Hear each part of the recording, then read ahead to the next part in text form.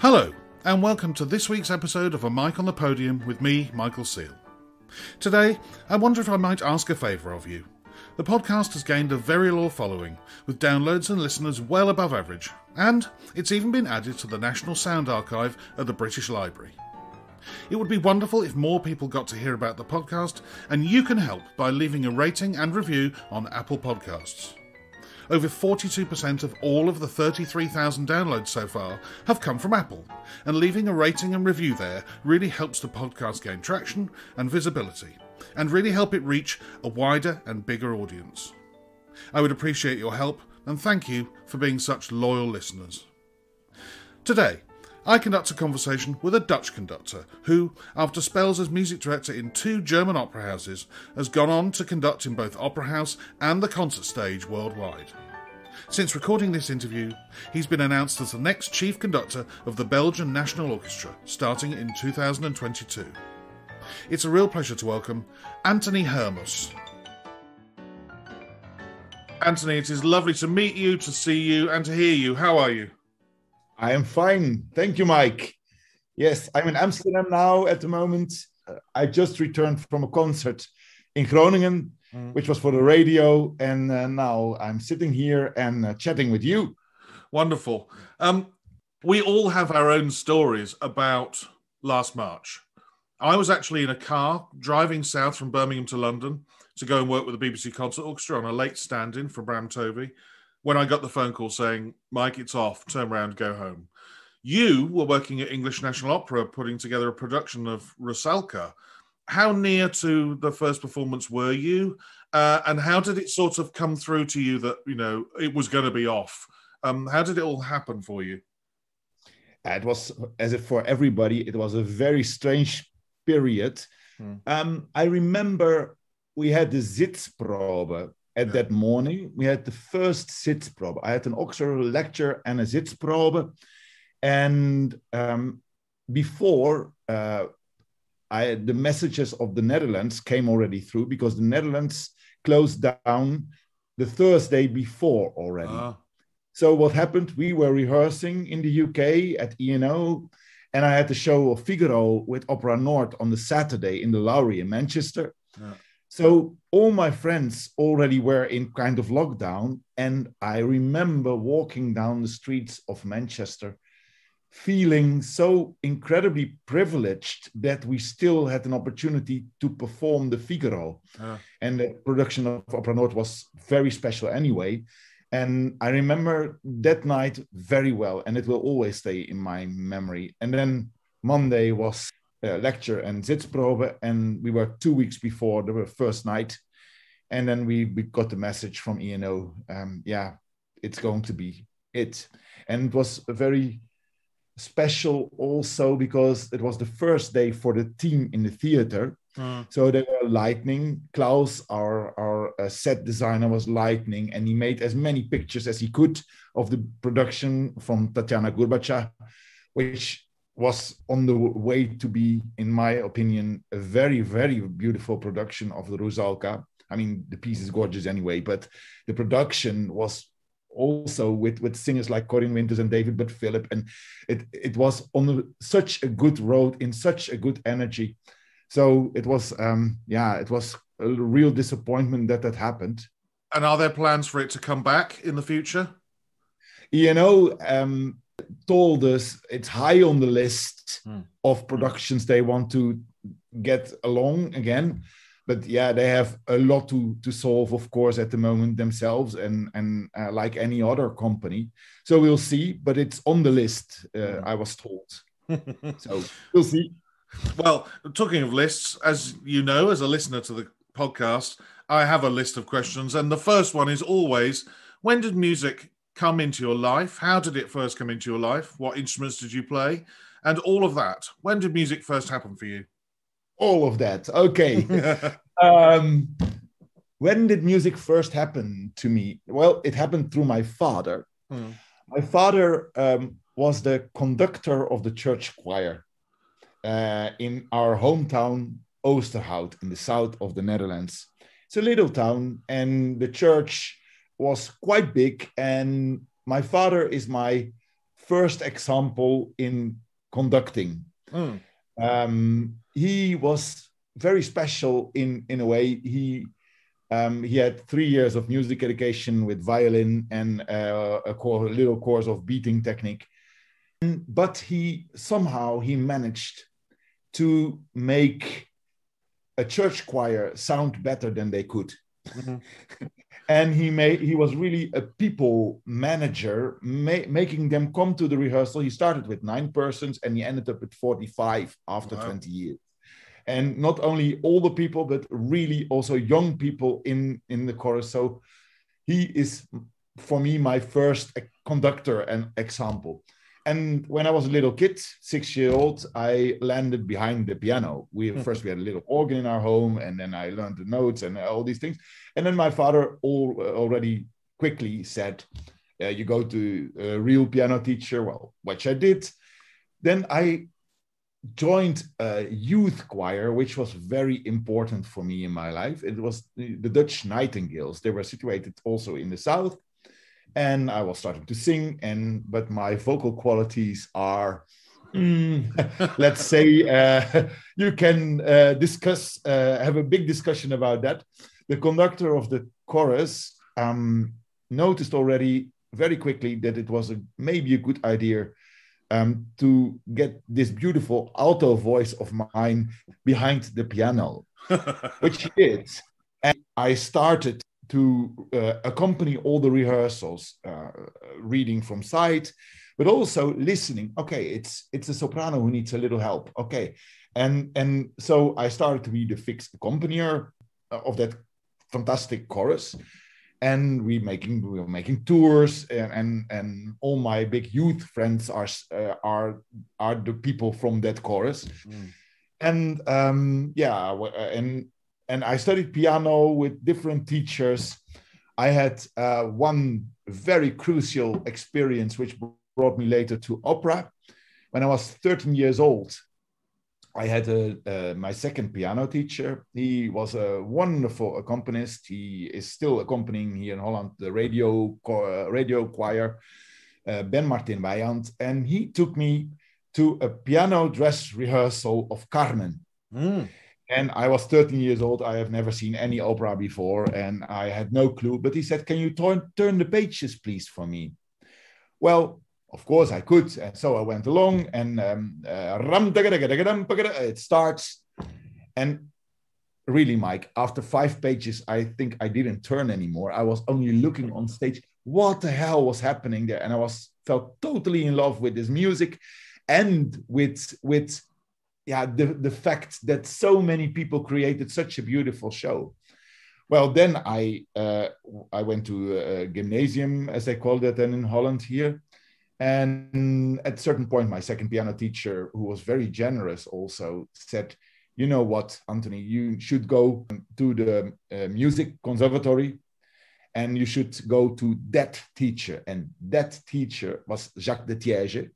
Jac de Thiège is a famous piano guru in Belgium, had many people in the Queen Elizabeth competition, like Robert Grelot, like Eliane Rodriguez. He's still coaching live over Ansnes, Enrico Pace. And he was my piano teacher. And that was a crucial experience for me. He shaped music for me in a way that I had never experienced before. He also helped me, maybe not conscious, but subconscious, to shape music in a way of a conductor. He treated the piano like an orchestra. And I think there's the base for my orchestra interest, let's say it like that. And I first started in, how do you call that in English? It's a preliminary course. You are not still entering the conservatory, but the year before. It's a preparation thing. You don't really have anything like that. You either start at conservatoire or you don't. I mean, yeah, I suppose you could call it a preparatory year. I mean... Yes, we have a preparatory... Yeah, we have preparatory courses in Holland. And So I ended my gymnasium, and at the same time, I was studying in this preparatory course. And then was another interesting moment in my life, because when you finish your gymnasium, then everybody asks, what are you going to study? And I was quite good at piano, doing a lot with it. But my father and my mother, they were not really convinced that music should be my profession. They loved music. They motivated me and supported me in every way. But they said, Anthony, you have so many interests.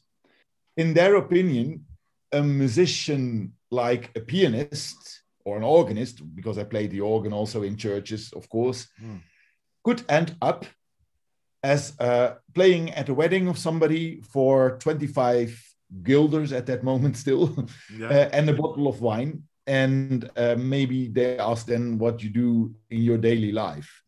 And so they said, music is a fantastic hobby. They saw also a lot of musicians who were at some point quite frustrated about not getting the career they wanted to have. And they said, okay, you are a man of so many interests. What do you like more? Well, I am a man of many interests. So I started studying information management, which is completely something else. Yeah. It was also in Tilburg. I studied in Tilburg then information management. And I still kept going in the preparatory course for piano. And I loved it, information management. It stimulated my brain. It gave me so much to think about. We had math, and we had economics, and we had law and programming of computers, which I like. And then at some point, after the first year, my piano teacher said, so, Anthony, when are you going to enter the conservatory? I said, yes, but I'm studying at the university. And he said, oh, don't worry, just come, and then we'll see what happens. And I said, yes, why not?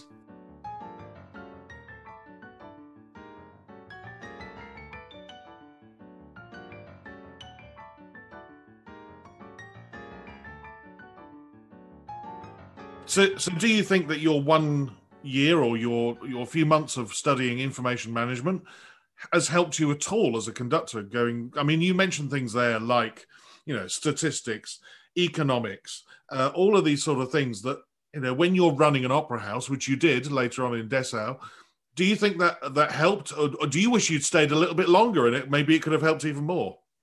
Well, actually, I finished my information management completely. Right. I did, yes. I did it parallel, and it was a lot of work, but I loved it. Because you know what? I never believe in too much fanatism in one side.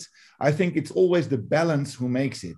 And for me, the balance was so great in the sense, okay, on the university, I was the artist, let's say like that. And on the conservatory, I was the businessman with my suitcase. And and I have to say, for me personally, it worked. The two worlds kept each other fresh. That worked for me very well. I even worked for half a year in the information management, but then that's another story for the conducting. And there I mentioned Jac van Steen, my first conducting teacher, who played a decisive role for me in my life as a conductor. At a certain point, I graduated also at piano, and I have to say what you say. Maybe I first finish the story of my education, and then I tell you what information management brought me for the opera house. At some point, I was playing the piano concerto of Grieg with an orchestra, and with an amateur orchestra, very good amateur orchestra. And the conductor canceled the night that we were going to rehearse. So I was called, sorry, Anthony, the rehearsal is not taking place tonight. Because the conductor is ill. I said, oh, come on, guys. I want to play that concerto. Let's just come together and let's do it. So actually, okay, they said, if you like that, we can do. And so I went there and I conducted from the keyboard, kind of. I made it work. And there I noticed that I have a very big interest in working with groups, making the music sound as beautiful as possible, and sharing it with everybody. So I knocked on the door of the Department of Orchestral Conducting in Tilburg, where Jac van Steen was the professor. And he said, yes, okay, you can come in my class. Let's see. Next week, Dvorak 9, you play well the piano, you play it on the piano. I said, okay, yes, perfect. Do you have a reduction score for me? Reduction score? No, we play here from full score. And I said, arrogant as I was at that time, oh, fine for me. And then at home I thought, oh my God, what did I say? So I started practicing a lot, and I managed next week to play Dvorak 9. Okay, great. Next week Beethoven 5. Oh my God. But I learned to read very quickly a score by doing that, by having to do that. He forced me for that. Then I did entrance exam, and then a very special moment happened. My final exam of my first year, I remember it as the day of yesterday. Jacques was sitting after the exam opposite to me with the director, and he said, Anthony, you did a very good exam. For the level of your conducting and all things around, I have to let you go to the second year. But I will not let you to the second year. So I was a little bit, ooh, what is this? No, he said the famous words, you are doing much too much. As a conductor, you need to focus. In the Netherlands is a small territory. If you say a word in Maastricht in the south, tomorrow they know it in Groningen. Yeah. In the Netherlands, your last name needs to be Karajan. And maybe then you have a little luck that they invite you once. And of course, you don't have so much experience. So they say, well, he doesn't have so much experience, which is true, of course. Yeah. So to make a career in Holland is really difficult. So I think you should go abroad. You should go to a German opera house. That is a special system. You play well the piano. So if you go there and you like that system, you will stay there a long time. And if you don't like it, you will be back in 2 days. And that was very important for me. I organized for you a voluntariat. How you say that? Is that the word? It's like, probably. It's like he's organized for you an internship, a voluntary position. Internship. Yeah. Yes.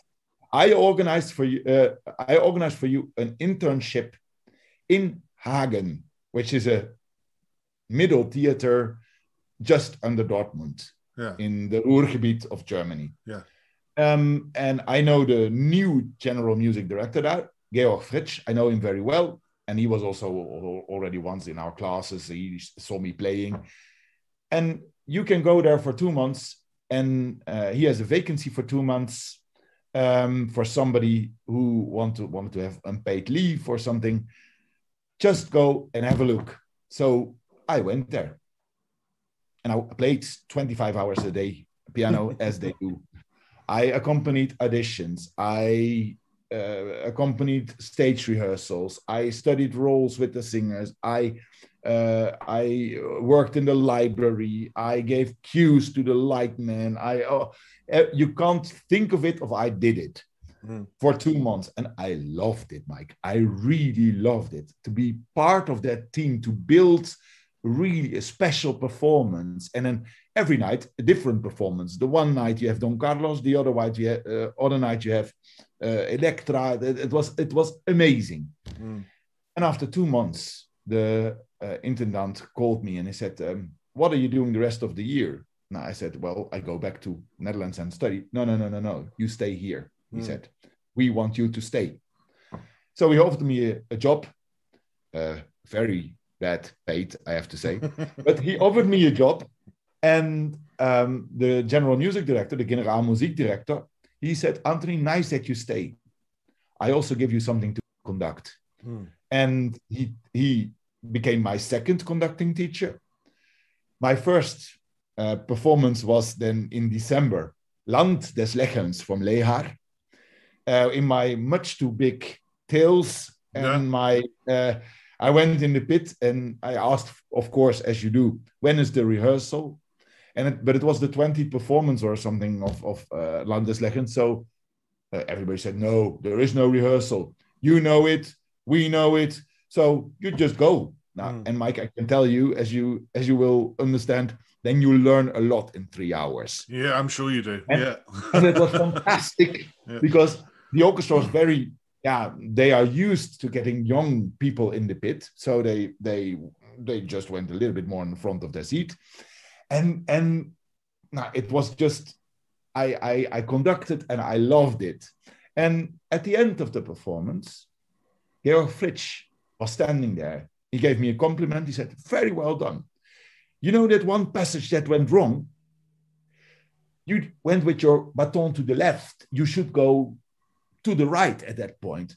And by the way, there you should not follow the singer. There you should lead the singer. There you should follow the singer. Aha. Next week you're conducting again. Aha. Okay. So I had the possibility to have that feedback directly and to immediately the next week try it out. Yeah. So that was for me an amazing time and I learned a lot. So I was conducting more and more there in that opera house. So it's down to Jac van Steen that you basically got, what would be a polite way of putting it? Sort of inducted into the Kapellmeister system of Germany, which is a system that Kevin John Edgesay and I talked about. He called it brutal. Would you call it brutal? It is. Yeah, well, there we are. And the amount of time that you spend playing the piano, but also, as you've just said, being thrown in the deep end with performances straight away and learning all of this stuff. How long were you there in Hagen doing that? I'm sure I read that you jumped up the ladder as well. Yeah, it was very special there. I started then as an internship, then as a repetitor, and after a year, the Studienleiter, which is the head of music, actually, he left, and they offered me the position of head of music. And I said, "Oh, sorry, guys. I always thought the head of music knows all the operas of the world." And I only know the 5 we did last year and Carmen, and for the rest, I don't know anything. Yes, but you can organize, they said. And that's true. I know that. Yeah. I can organize. So, and a head of music, Studienleiter, he is responsible for all the rehearsal planning, etc., of the musical department. So, well, they said, just try it. And if it works, you stay. If it don't work, we find a solution. But it worked. So I learned there how an opera house functions, which I can say is still a base for me in my work in any opera house of the world. I know how the things work together. And then after 3 years, the first Kapellmeister went away. The orchestra said, okay, Anthony, you conduct already so much. Can you do the audition for first Kapellmeister? Well, I did. I got the job. So I got an own production of Don Giovanni, an own production of Carmen, an own production of Barbara of Seville, and all these kind of things. And then after 5 years, I was first Kapellmeister.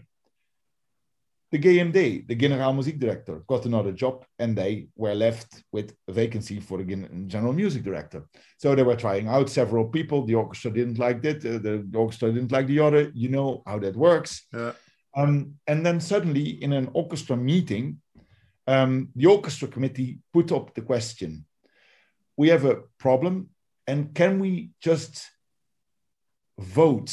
Can we count the votes if we would propose Anthony as our next general music director? So they voted, and I didn't get any vote against me, which was quite surprising after 5 years and after starting from an internship. So they didn't say anything to me. They went to the Minister of Culture, which in German cities is responsible for the contract of the intendant and of the Generaal Muziekdirector. And he called me to him, and he said, "Do you want to be our next game day?" And I said, "Well, I have to think about it." Because I was at that time, I was 28, and I started at 29 then in the end. And I thought, okay, I have an intendant who is much older than I am. And we have to find a way to deal with that, because otherwise, I mean, I am a willing person, and probably I have some talent too, but I have no experience at all. And to lead such a institution, it's risky. So we ended up with the contracts where I had several rights also to the intendant, and also a letter, because I heard many rumors about reductions of budget and reductions of jobs in the orchestra. I said, I only sign my contract if you confirm in my contract I have 65 players now. When my contract ends, I still have 65 players in the orchestra. And first reaction, of course, was, "Who do you think you are?" And I said, "Yes, I know I'm nobody, but I know this is the only way it's going to work." Yeah. So first we had a real fight, and then in the end he said, "Okay." So the orchestra heard, of course, about that, and they said, "Wow, you didn't sell your soul to the devil for a career, but you were really fighting for us," which I was.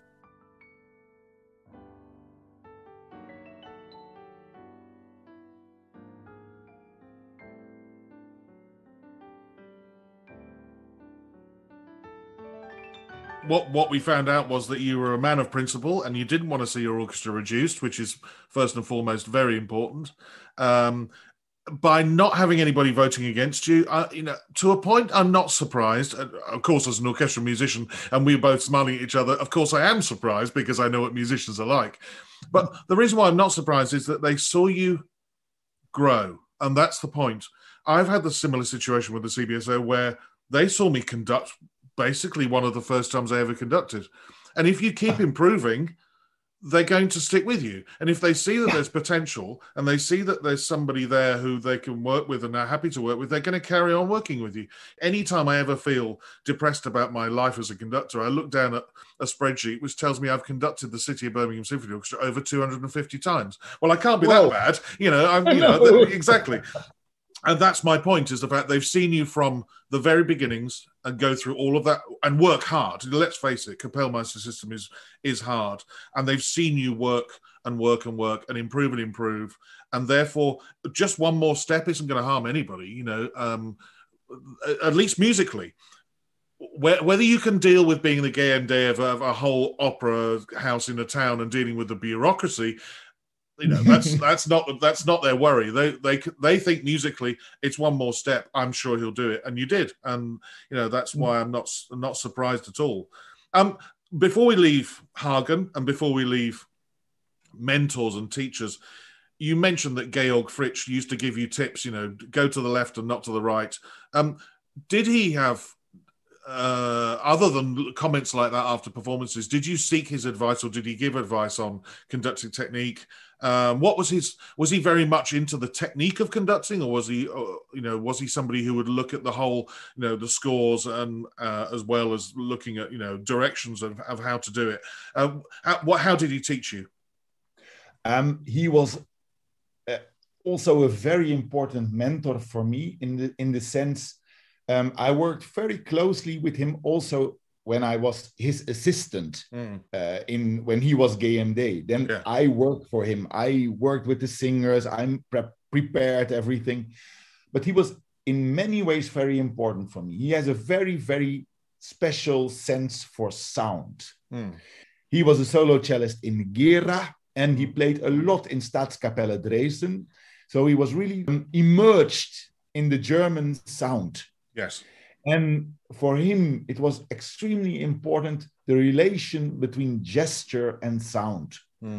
How does something sound? Not only the safe pair of hands, but how does something sound, and how can you change the sound with your hands and with your energy? And he was in that way very important for me. He also when I was first Kapellmeister, he was sitting in my rehearsals and coming afterwards to me. I said, Anthony, you are from the Netherlands and you're speaking German. If you say that, you are getting away with it. As a German, you would not have been getting away with that. Yeah? Don't say that anymore to an orchestra like that. Right. Or I was in a rehearsal. Oh, you wanted to get that together. Eh? It doesn't work like that. Do first this, then that, and then you will have it. Aha. There's tips like that, which you really want to have in a conservatory, where you are. But I always call it, my first job in Hagen is my extended conservatory. At least the first 5 years until I was chief conductor myself. The first 5 years were my extended conservatory. Conducting in the praxis, getting feedback from somebody who knows what he is talking about, and having good relations with players and a good concertmaster who said, Anthony, this is really better in 4. Okay, thank you very much. And well, to come back to your question from before, did the information management help you at some point? I can only say yes, because I was very young and we had a CEO there for the money, of course, and we were talking about the budget with the orchestra committee and me, and I remember that it was about a big project we wanted to do, and he said there is no money.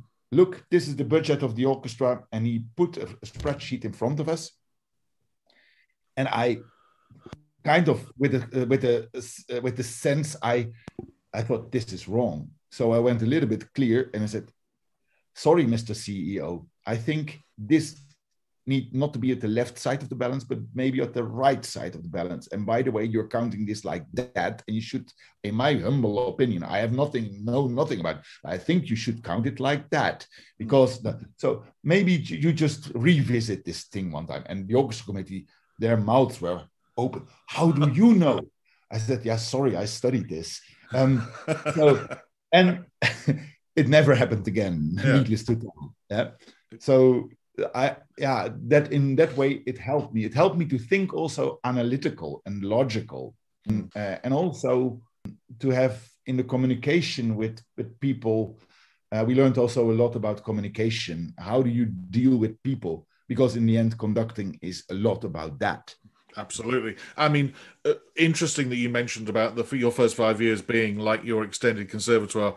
I think my 22 years as a player basically is my conservatoire study as a conductor. You know, I literally played for anybody and everybody in 22 years, and you saw how not to do it, how to do it, how the great ones managed to, with the turn of one word in a sentence, managed to get an orchestra to play wonderfully, and how one word from a bad conductor could have the whole orchestra up in arms quickly, and everything to do with it, the technical side and everything.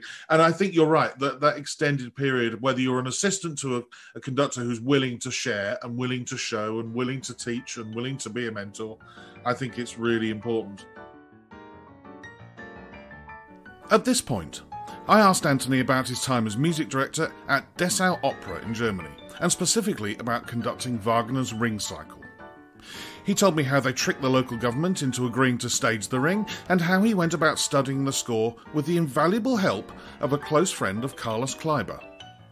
If you want to hear that 10-minute discussion, I've turned it into a Patreon-exclusive bonus mini-episode. For as little as £5 a month, you can get access to this mini-episode, as well as all of the previous mini-episodes. You will also get a monthly bulletin podcast from me about my career, as well as advanced news about this podcast. You also get an interview once a month with a prominent person from the classical music world who has dealings with conductors, as well as articles, essays, and all sorts of other conducting-based content. The details of how to join are in the show notes below, and I'd love to see you subscribe to the Supporters Club of A Mic on the Podium very soon.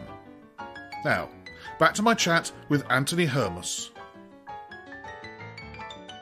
After you leave Dessau, and we're basically talking about now, you spend a lot of your time in opera. Obviously, we talked about English National Opera, but also you're principal guest at Opera North. But you're also principal guest of the North Netherlands Orchestra, and also an artistic advisor of the National Youth Orchestra of the Netherlands. This is a question I've asked quite a lot of opera conductors, but I'm going to change it slightly for you. if you could have an ideal year, how much time would you spend in the opera house, and how much time would you spend on the concert platform doing symphonic work? And how do you see an ideal year going from one to the other, or would you like to do 6 months opera then 6 months symphonic? How would it work for you? Opera is something special for me, and I like to think music always, doesn't matter which repertoire, to think dramatically. Yes. I always end up with making some kind of story in my mind, or some kind way of making the drama really clear. So if you ask me, my ideal season would be half-half. Let's say 2 productions, or maybe 2 productions and a revival somewhere. And then for the rest, symphonic repertoire, which I love, of course, too. And which I'm also very dedicated to. The youth work, which you are referring to, is also very close to my heart. Since 2011, I work regularly with the National Youth Orchestra of the Netherlands, which is the best youth orchestra of the Netherlands, and which is a fantastic organization for the development of young musicians. And these are always one of the most special weeks of the year.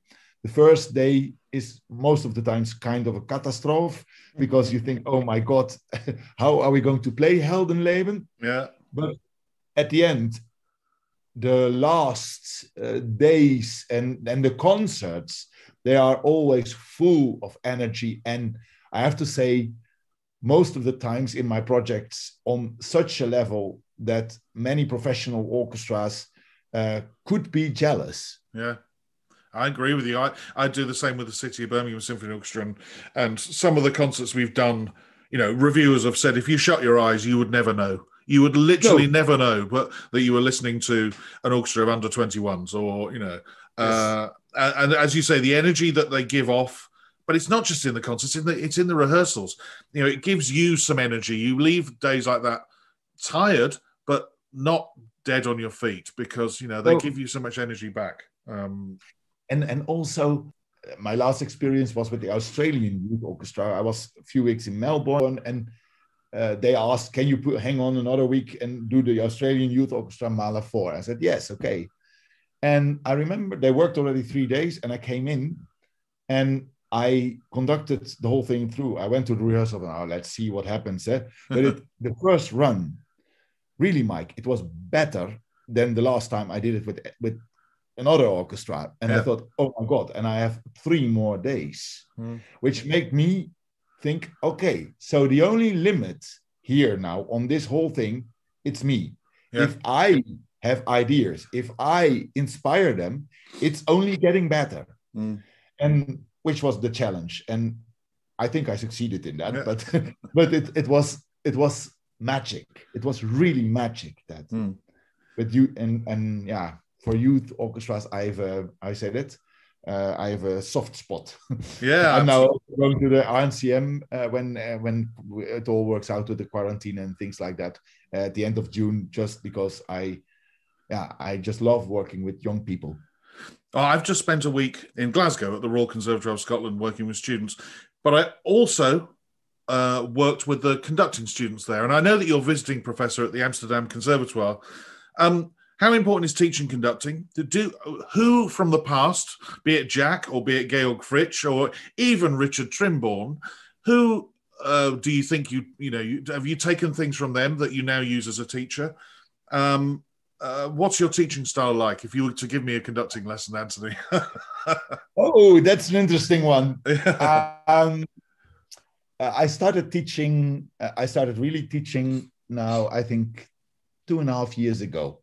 I was asked by the conservatory. There was a job here in Amsterdam, and they wanted me to apply for the job. And I said, sorry, I can't. Okay, what can you offer? Okay, I can offer visiting guest. Okay, we'll do that. My style, first, I always prepared everything. Yeah. But I thought, no, I'm not going to do that anymore. I am now just watching, feeling what's happening. And the thing is, I see quite quickly why something is not working. And I ask myself always the question, what do you actually do at that spot? And sometimes you see, this works for me. And you try to explain it to a student and you see it doesn't work for him. So you have to change. I think the good thing, what I learned from Jac, was he learned a proper technique in which you, in any case, could survive in front of any orchestra. And that is gold, because you know where to go back to when things get difficult. Absolutely, yeah. And I think that's the first thing I want to give back to my students, to have a kind of self-control and also a knowledge about what gesture does mean what, or what can I get with what gesture. Then also it's very important for me to develop the sense of sound for a student. How does a gesture sound? Or and I think it's also very important to work in detail on the score, how the student thinks the score should sound. Because I notice in many moments that step is forgotten.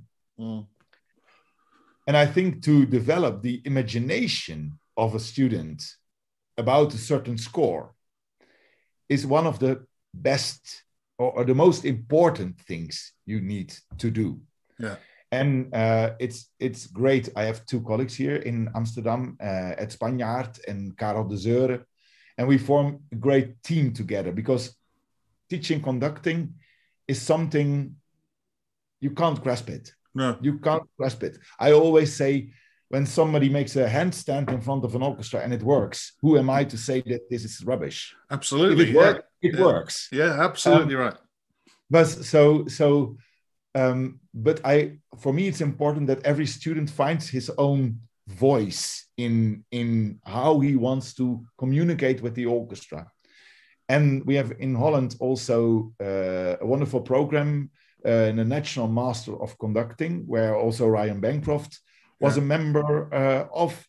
And I every now and then give a master class also for them. And they go along also, these students go along when I conduct in Holland for assistant. Yeah. And I let them then also conduct a little bit in front of the orchestra, first movement of Tchaikovsky or whatever. And they learn by doing and by being with an orchestra. And having them around me makes me reflect also all the time about what am I doing? Absolutely. Teaching is a kind of teaching yourself. Yeah. Therefore. Yeah, you are. It was exactly the same in Scotland last week. There was a piece, a bit in the Mio, Mio La Création du Monde, which I always conduct in four. Always have done, every single time I've done it. They'd rehearsed it for me the week before and done it in two, and the orchestra just could not do it in four. They just couldn't play it in four. And in the end, one of them came as near as social distancing would allow and say, Mike, last week we did it in two. Maybe we suggest you do it in two. But from that moment onwards, there was an open and frank and honest discussion about things. We had a piano class together. And as you say, everybody's conducting style is different, but you should never go into a lesson as a teacher and think, today I'm going to teach this, because it never comes around like that. You go in, you see how they conduct, you see what they do, and then you react to it and you give them advice. You tell them, may I suggest this? May I suggest that?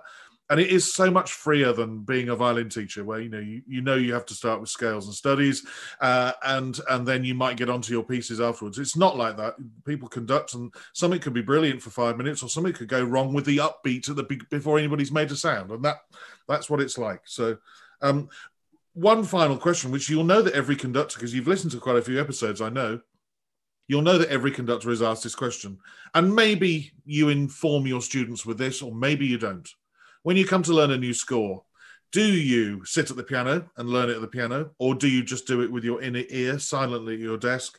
And are you a writer in? Do you use red, blue, black, or do you not write anything in it at all? What's your modus operandi? my modus operandi, Mike. I write quite a lot in the score. Yeah. I have several phases of studying always. Yeah. The first thing is that in the summer, during 1 week, I collect all the scores I could possibly grab what I do next season. Yeah. And what I do has nothing to do with music and is absolutely strange, and people will condemn it completely. But I start with the marker just to mark all the rehearsals figures. Yes. B or 1, 2. Then I start listening to a recording. This is 9 minutes. This is 13 minutes. Here is no clarinet. There is no bass trombone. All these administrative things where you go through. Then I just go through the string part. Okay, here's this special. I maybe need to cue here the first violins. Then I do the same with the winds. Very practical. I can watch a video with that. During doing that. Should not tell anybody, but yeah. I could. But it's too late now. You've told everybody. Too late now. But the thing is, you read through the score the whole time, and you get a sense of what it's about. And okay, when that's done, I start reading a little bit about the composer or in the time where it was written. And then I start making a harmonic analysis. I'm from the piano. I don't use the piano that often, maybe in 5% of the cases. I try to do as much from my inner ear. But up until late romantic stuff, that's okay for me. Later it gets more complicated, of course. but then I I sing every line in the score, for the phrasing that I want, for the tempo, for where I want to go with that. And I mark all the phrasing things that I have in mind. Yeah, I have an eraser next to me when I change my mind. And I work through the whole score like that. Yeah. And so it's marked up enormously, no colors. Then it's going to be much more complicated. But I mark it a lot. Yeah. And also with little anecdotes or little things that cross my mind, or little metaphors or little images or little stories. Like I said, I'm quite a dramatic feeling conductor. I always write these things in. Up to a point that you can't read anything anymore, of course.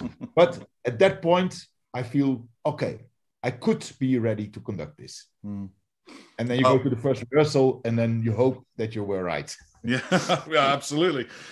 I mean, as you may well know, some conductors write very little in, but they do all of the other things that we do.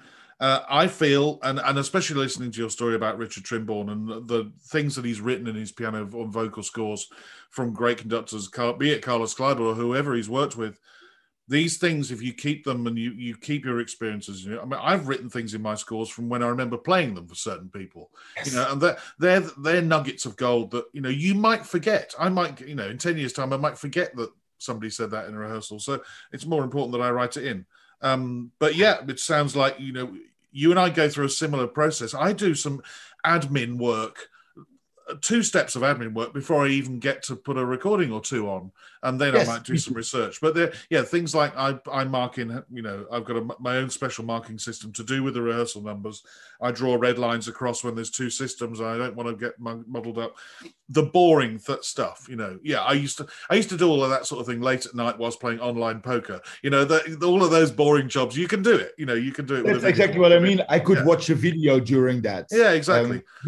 But weirdly, firstly it's done. But weirdly, I always feel just by having my hands on the thing, doing the boring jobs like that some of it's going in. Some of the structure's going in. What's on each page is going in. It needs to be done. But actually, if I don't do it, I feel like I'm missing something. Yes. Yeah. I completely agree, Mike. I completely agree. It feels like you're taking along something with it. And for me, always, it's very important to have an overview of the score. Yeah. So if I have an overview of all my scores, or as much as possible, in the summer about the next season, then I feel relieved. If I because then I know I will not be in trouble. I always want to mark the scores up to a point that when somebody would call me to conduct Nielsen 4 tomorrow, that I would be able to do it. Absolutely. It will not be fantastic rehearsal, but I will get through. Yeah. So I want to come to that point so that I can use the rest of the season and which is most of the times pretty filled up. Then you can use that time to refine and to get deeper in the score, but not with the superficial things. Yeah, absolutely. And yeah, it means that score, therefore, as you said, the phone could ring. Could you come in tomorrow and conduct Nielsen 4? You know that sitting on your shelf is a score with all of your thoughts, and you could take that rehearsal, not a problem at all. And it frees up time to learn new music and get it deeper into other things. And yeah, exactly. Yeah. Exactly. Well, we agree. Hurrah. Yeah.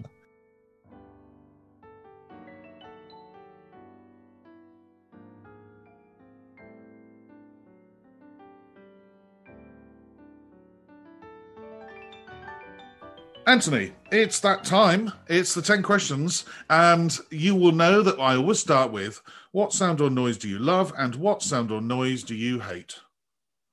What I love is very boring. The sound of the voice, the sound of a beautiful voice. And what I hate is very clearly the sound of an ambulance. The sound of an ambulance, that's the first thing I think. And what I hate too is, do you use that word? Music. Yeah, we use that word. Oh, yeah. Oh, everybody hates music. Oh, God. Yeah. Yes, the music you hear in the background all the time when you want to concentrate on something else, then that's absolutely nothing for me. Then when I'm in a restaurant where there's too much of this, I don't go in, or I even go out, or I can't stand it. If you had 24 hours free, what would you spend it doing? When friends are around, I would always try to visit them, or have a lunch with them, or dinner with them, or family, or something like that. And especially in the last year with Corona, I enjoyed so much walking just in the nature here around me in Amsterdam. I'm close to the Slotervaart, and it's a beautiful area with water and things like that. And I love to be in the neighborhood of water and to walk around water. Always when I go to the beach, cold or not cold, I have to get my feet in the water. Water is something special for me. So probably, nature or visiting friends. Well, I have to say I'm jealous of you because I love Amsterdam. Absolutely love it. I love the architecture. I love the vibe. I love the feeling of the place. And so, yeah, I think during coronavirus, I'd have been walking for miles around Amsterdam. Though, you know, I live in Birmingham. We've got some canals as well, but they're not quite as pretty as yours. Who would be a favourite conductor of yesteryear? Yeah, I have many, I have to say. I mean, Carlos Kleiber is, of course, everybody will agree on that probably. I'm a big fan also of Bernard Haitink, of course, because of his clarity, because of his enormous capacity to put a big bubble around the orchestra and to get everybody in a kind of a same direction without using any words. I'm also big fan of Maris Janssons.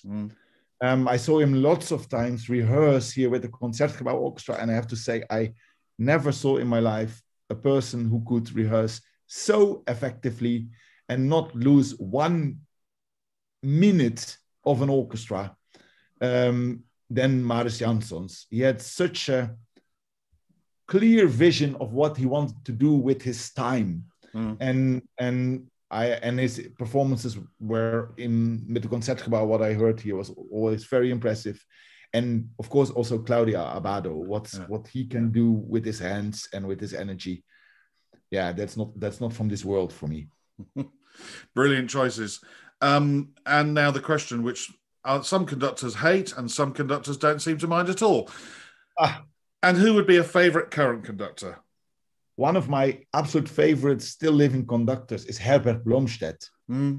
Of course, 93 years at the moment, Yeah, I think. I think so, yeah. If you are at 93 still in such a brilliant way thinking about music, having such mental energy also, what you send to the orchestra, always full of joy, really putting the score in center of everything and not anything else, having such small gestures which bring so many colors.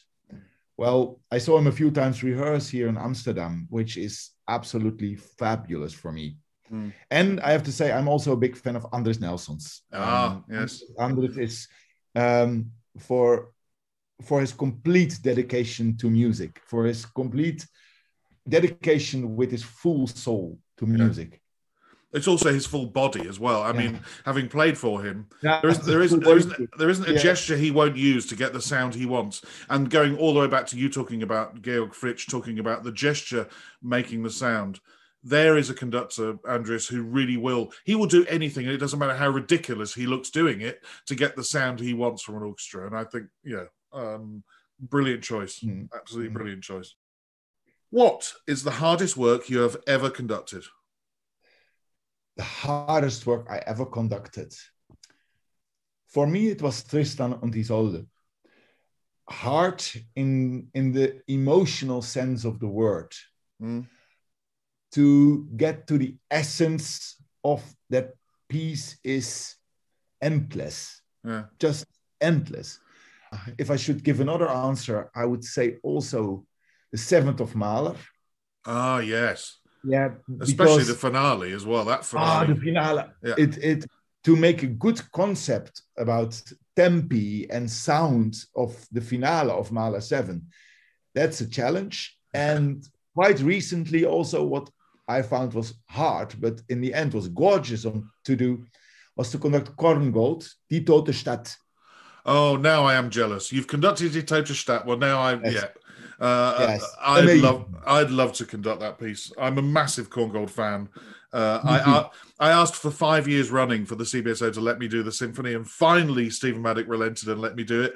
Die Tote Stadt or Heliana, I'd love to have a go at conducting that. Love to. But it's bloody difficult. Bloody difficult. I mean, for the orchestra, I remember a discussion with the orchestra. I did it with the North Netherlands Orchestra, where I'm principal guest conductor for the Reis Opera here. And I remember discussions about how many rehearsals and the musicians. I asked for many rehearsals because I knew how difficult it was. And the musicians said, "Oh no, we don't need so many rehearsals." And in the end, after the first rehearsal, and where I just I can be a little bit nasty sometimes. I played the whole thing through without stopping. And after 1.5 hours, nobody could follow anymore where we were on that page. So the artistic committee came and said, "Thank you very much that you put in as many rehearsals as you did." And I have to say, the North Netherlands Orchestra played it brilliantly then afterwards. It's funny, in all of the concerts I've conducted with the CBSO, my dear orchestra I've been involved with for 30 years. That concert with the symphony was the only time I ever felt that we were maybe an hour or an hour and a half short on rehearsal on it. The finale was brilliant, but it felt like we were hanging on by our fingernails, a little bit. And his music's so hard. I did some last week in Scotland with the Much Ado About Nothing suite. Oh, great! Yeah, it's just so tricky, but worth every second of rehearsal because it's gorgeous. Yes, it is. When traveling abroad to conduct, what item could you not leave home without? Actually, two. First is a collection of photos. Collection of photos of friends and family. As a conductor, you're on the road so many times that it's easy to feel a little bit disconnected from your roots. And I always ask for a studio or something. I am not a big fan of hotels. I mean, you still end up a lot of times in hotels. But if possible, I ask for a studio to get a kind of sense of normal living, to have space, to have a real feeling that you are in a apartment. And then I always get out my collection of pictures. Not so many, but just that make me feel connected with my roots. And the other thing is, and that's maybe interesting, I always take a book with me, which is from Benjamin Zender, The Art of Possibility. That is a fabulous book, in my humble opinion, about leadership and about thinking in creative possibilities. I can recommend that to everybody. Benjamin Zender is the conductor of the Boston Philharmonic Orchestra. He has a wonderful TED talk, The Transformational Power of Classical Music. And in this book are so many stories that when you feel kind of without inspiration, then you read this book, and this book will give you the information you need. Yeah. Having seen the TED Talk, I should be buying the book. So thank you. Yes. Something learned today. Yeah. Everybody should read that book. It gives you so many things to think about. And I had a course a million years ago by him. And this book I always have with me just in case I need inspiration. What is the one thing you would change about being a conductor? Interesting. I think it's kind of real life and maybe even quite serious. I'm a people person, and I like to connect with people. And if I would have the possibility to change something about a conductor, it would be the fact that the distance between him and the players would be non-existent. I'm a person, I go quickly to players, I talk with them. I really want to establish an atmosphere of making music together, really together. And then as a conductor, as a primus inter pares. And yeah, I don't know if I formulated well, but... No, you formulated it perfectly, because I know exactly where you're coming from. I'm exactly the same as you. I'm in the end, we're all in the same room making music together. I don't want this old school thing of them and us, that you don't speak to musicians. There's still this attitude in certain areas where if you try and talk to musicians, you're being too pally and too friendly, and therefore you cannot be a great conductor. I personally think that's bullshit.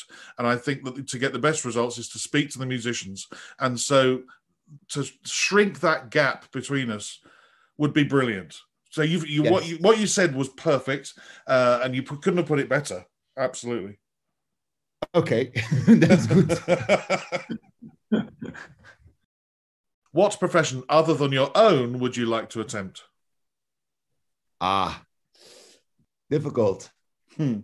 Maybe I would have ended up in the information management if Jac didn't stretch me. But I think now at the moment, I pretty like working with people and helping them. So a little coaching, a little supporting of young talent, but it would always be something with music. Is that an answer you would take? I will accept that. Absolutely. Yeah. I mean, part of my role as a conductor is to be a coach, is to be a mentor, is to be a confidant, but it doesn't have to be, you can do that in any way, shape or form there is.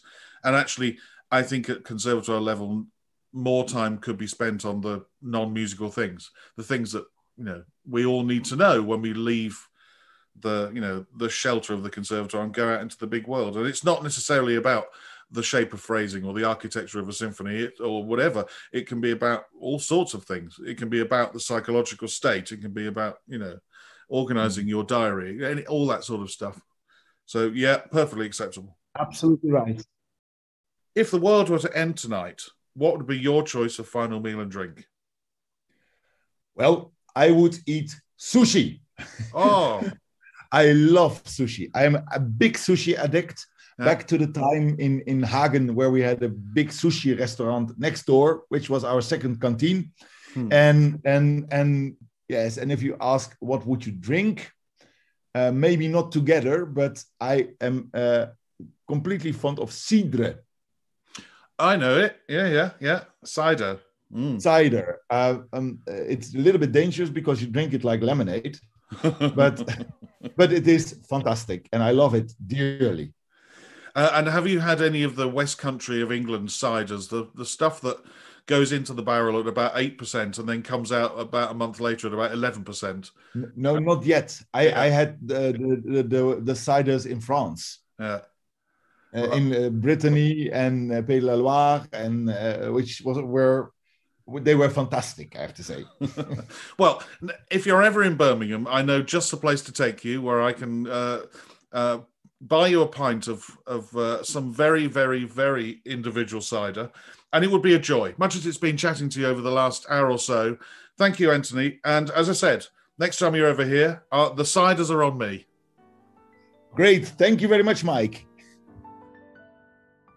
A Mic on the Podium was devised and produced by Michael Seal, with music by Ben Dawson.